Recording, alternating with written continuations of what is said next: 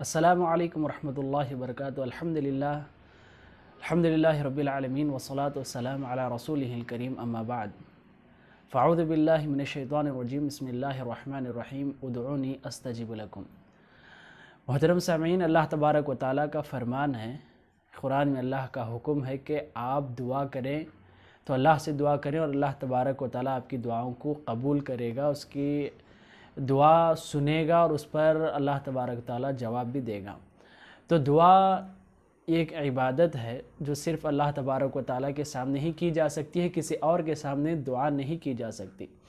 اللہ کے رسول صلی اللہ علیہ وسلم نے الگ الگ احادیث میں الگ الگ الفاظ کے ذریعے ہم کو واضح کر دیا کہ دعا صرف اور صرف اللہ کے ساتھ اور اللہ کے سامنے اور اللہ کے دربار میں ہی کی جا سکتی ہے. اللہ کے رسول نے کہا کہ دعا مخ العبادہ، اور ایک حدیث میں کہا کہ الدعاء هو العبادہ، کہ دعا عبادت کا مغز ہے اور دعا ہی اصل عبادت ہے.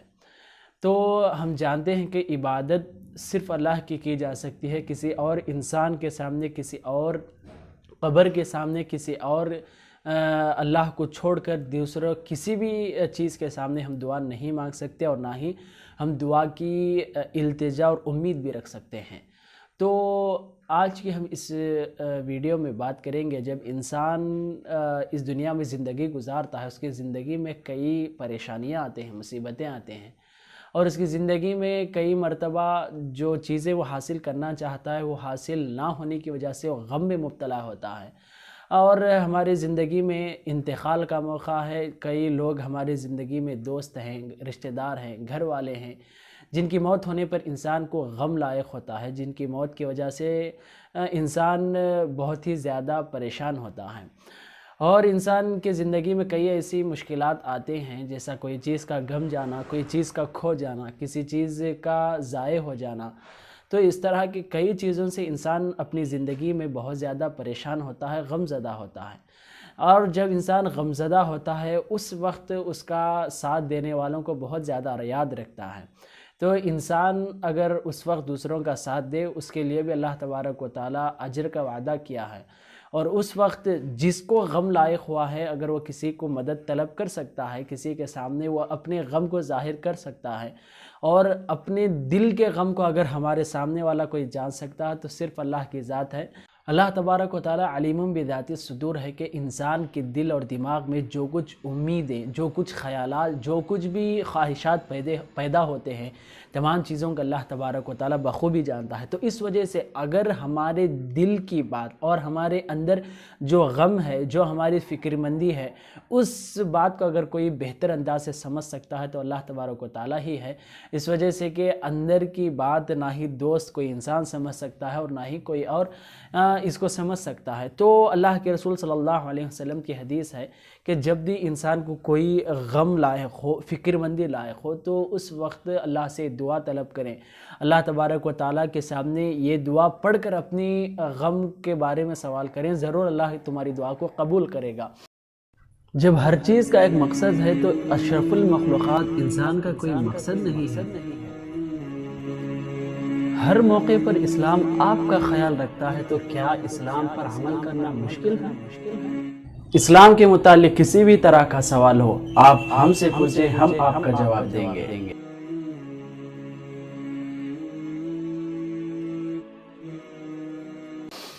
مسند احمد کی حدیث ہے، اللہ کے رسول صلی اللہ علیہ وسلم نے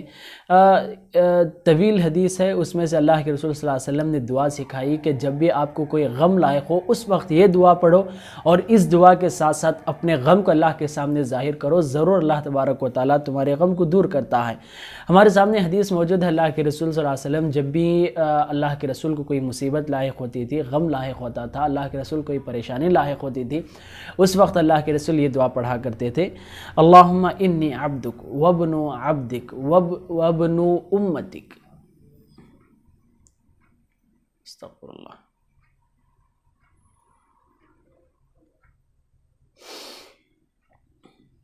اللہ کے رسول صلی اللہ علیہ وسلم یہ دعا پڑھا کرتے تھے: اللہم انی عبدک وابن عبدک وابن امتک ناصیتی بیدک ماض فی حکمک عدل فی قضائک اسألک بکل اسم ہوا لک سمیت به نفسک او انزلتہ فی کتابک او علمتہ احدا من خلقک او استأثرت به فی علم الغیب عندک ان تجعل القرآن ربیع قلبی ونور صدری وجلاء حزنی وذهاب ہمی۔ یہ حدیث مسند احمد میں پائی جاتی ہے۔ اللہ کے رسول صلی اللہ علیہ وسلم نے اس میں اللہ تبارک و تعالیٰ کو ایسے مانگنے سے، ایسے سوال کرنے کا طریقہ سکھایا ہے کہ جس سے اللہ تبارک و تعالیٰ کا دل پگھل جائے، جس سے اللہ تبارک و تعالیٰ بندے پر رحم کرے، اللہ تبارک و تعالیٰ اس کی بات کو سنے۔ اتنا بہترین انداز اور اتنا عاجز پن اللہ کے رسول صلی اللہ علیہ وسلم نے اس میں ہم کو سمجھانے اور بتانے کی کوشش کی ہے۔ اس کا آپ کے سامنے میں اس کا ترجمہ بھی پڑھتا چلوں۔ اللہ کے رسول صلی اللہ علیہ وسلم جب بھی کوئی مصیبت لاحق ہوتی تھی تو دعا اس طرح کرتے تھے کہ اے اللہ میں تیرا بندہ ہوں، تیرے بندے کا بندہ ہوں، یعنی اس کے باپ کی طرف یہ نسبت ہے، اور تیری بندی کا بھی بندہ ہوں، یعنی اس کے ماں کی طرف یہ نسبت ہوتی ہے۔ تو اللہ تبارک تعالیٰ کے سامنے وہ تمام طرح کی پریشانیاں اور مصیبتیں ظاہر کرنے کے لیے اللہ کے رسول نے سکھایا کہ اللہ تبارک تعالیٰ جو میری پیشانی ہے وہ تیرے ہاتھ میں ہے، یعنی جو میری تقدیر ہے وہ تیرے ہاتھ میں ہے، اور جو کچھ تو حکم دیتا ہے وہی میں کچھ کرنا چاہتا ہوں، اور تیرے ہی فیصلے میں ہر طرح کا انصاف ہے، تیرے ہی پاس تقدیر ہے، تیرے ہی پاس انصاف ہے، اور تیرے ہی پاس رحم کے خزانے موجود ہیں۔ تو میں اے اللہ میں تجھ سے ہر اس نام کے ساتھ پوچھتا ہوں، ہر تیرے نام کے ساتھ پوچھتا ہوں جو اپنے آپ کو تو نے رکھا ہے، جو کچھ تو نے نام قرآن کے ذریعے بتایا ان ناموں کے ساتھ میں تجھے پکارتا ہوں، یا تو کسی کتاب میں نازل کیا ہو ان ناموں کے ساتھ میں پکارتا ہوں، یا تو کسی اپنے نبی کو تیرا نام سکھایا اس نام کے ساتھ میں تجھے پکارتا ہوں، یا کوئی ایسی بات جو تو اپنے آپ یعنی اپنے علم غیب میں اپنے پاس چھپا کر رکھا ہو اس ناموں کے ساتھ پکارتا ہوں کہ قرآن مجید کو میرے دل کی بہار بنا دے۔ ربیع قلبی ان تجعل القرآن ربیع قلبی، تو میرے دل کا بہار، میرے دل کا موسم اور میرے دل کی روشنی بنا دے، قرآن کو میرے دل کا بہت روشن ذریعہ بنا دے۔ ونور صدری، اور اس کے ذریعے میرے سینے میں نور عطا فرما، روشنی عطا فرما۔ وجلاء حزنی، یہاں پر جو اصل مغزى ہے کہ اللہ میرے غم کا علاج بنا دے، قرآن کو میرے غم کا علاج بنا دے۔ وذهاب ہمنی، اور فکر مندی اور جو کچھ میری پریشانی ہے اسے اس کے ذریعے دور فرما دے۔ تو اللہ کے رسول صلی اللہ علیہ وسلم نے اس دعا میں دو چیزوں کے بارے میں اللہ کے رسول صلی اللہ علیہ وسلم نے ہم کو اطلاع دی ہے، ہم کو سبق سکھایا ہے کہ ایک بات، جب بھی ہم دعا کریں اللہ تبارک و تعالیٰ کے نام کے ساتھ اللہ تبارک و تعالیٰ کے نام کو وسیلہ بنا کر مانگنا چاہیے، جیسا کہ یا اللہ، یا رحمان، یا رحیم، یا حی، یا قیوم، اور یا ملک، یا قدوس، یا سلام، اس طرح کے اللہ تبارک و تعالیٰ کے 90 پر 9 نام ہیں۔ تو اس ناموں کے ذریعے اگر انسان پکارے تو اللہ کے رسول صلی اللہ علیہ وسلم نے کہا کہ ضرور اللہ ان کی دعاؤں کو سنتا ہے، اس کی دعا کا لاج رکھتا ہے، لحاظ رکھتا ہے، اور اس کی دعا کو قبول کرتا ہے۔ دوسری بات اللہ کے رسول نے اس حدیث میں یہ بھی بتائی ہے، اللہ کے رسول نے بتایا کہ قرآن اللہ تبارک و تعالیٰ مومنوں اور مسلمانوں کی شفا کا ذریعہ بنایا ہے، قرآن نور کا ذریعہ ہے، قرآن ہدایت کا ذریعہ ہے، قرآن عمل سے جنت پہنچنے کا ذریعہ ہے، قرآن اللہ کی رستی ہے، جو اس قرآن کو لازم پکڑے گا وہ اس نے ہدایت کو لازم پکڑا، اس نے شفا کو اپنے ہاتھ میں لے لیا، اور اس نے جنت کا راستہ اپنا لیا ہے۔ یہ تمام چیزیں اللہ کے رسول صلی اللہ علیہ وسلم نے اس دعا کے ذریعے ہم کو بتایا ہیں۔ تو جب بھی آپ کو مصیبت اور غم، فکر مندی لاحق ہو تو یہ دعا سیکھیں، یا اگر اتنی طاقت نہیں تو ضرور آپ پیپر میں لکھ کر یا فون میں آپ اس کا فوٹو لے کر باقاعدہ اللہ کے سامنے پڑھ کر اپنی دعا اور اپنی غم کا سوال کر سکتے ہیں۔ کیا ہی بہترین دعا ہے،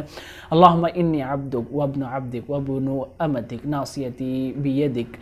تو اللہ کے رسول صلی اللہ علیہ وسلم نے اس میں تمام وہ چیزیں ظاہر کیے ہیں جو انسان اپنے آپ کو عاجز کس طرح بنائے، کہ انسان ایک حقیر چیز ہے، اس چیز کو سامنے رکھ کے اللہ سے سوال کرنے کا طریقہ سکھایا۔ اور ایک حدیث صحیح بخاری میں ہے کہ اللہ کے رسول ایک کثرت سے دعا پڑھا کرتے تھے، اور یہ دعا مشہور بھی ہے کہ جب بھی انسان کو کوئی مصیبت لاحق ہو تو یہ بھی دعا پڑھنا چاہیے۔ ہمارے سامنے یہ حدیث موجود ہے، اللہ کے رسول صلی اللہ علیہ وسلم نے دعا سکھائی، اللہم انی اعوذ بک من الہم والحزن والعجز والکسل والبخل والجبن وضلع الدین وغلبۃ الرجال۔ اس میں اللہ کے رسول صلی اللہ علیہ وسلم نے ایک ایسے چیزوں کو جمع کیا ہے جو انسان کے زندگی میں سب سے زیادہ یہی چیزیں مصیبتیں بنتے ہیں، یہی چیزیں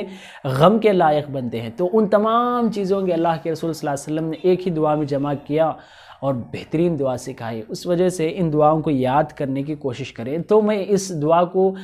سمجھانے کی کوشش کروں، اس دعا کا ترجمہ آپ کے سامنے کرتا چلوں۔ اللہ تبارک تعالیٰ، اللہ کے رسول صلی اللہ علیہ وسلم نے اللہ سے دعا کرتے تھے، اللہم انی اعوذ بک من الہم،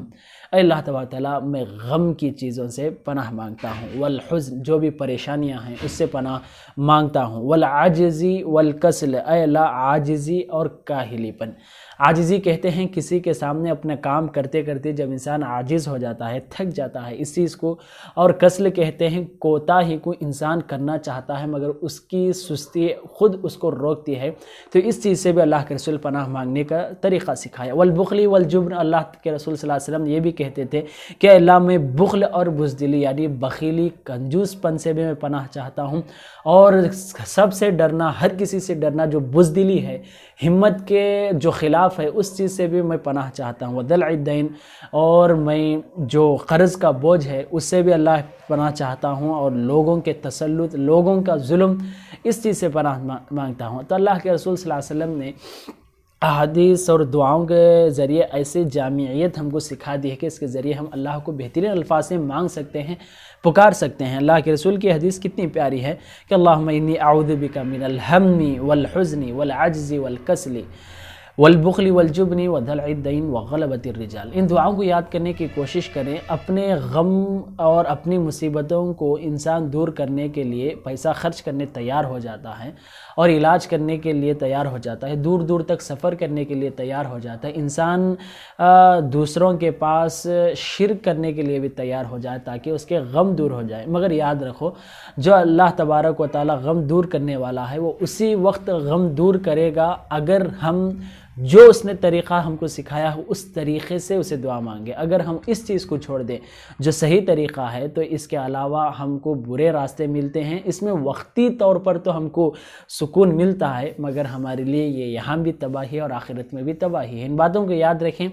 دوسروں تک پہنچانے کی کوشش کریں۔ اللہ ہم سب کو ہمارے غم اور مصیبتوں میں مدد فرمائے اور ہمارے مصیبتوں اور مشکلات کو دور فرمائے۔ آمین۔ السلام علیکم ورحمۃ اللہ وبرکاتہ۔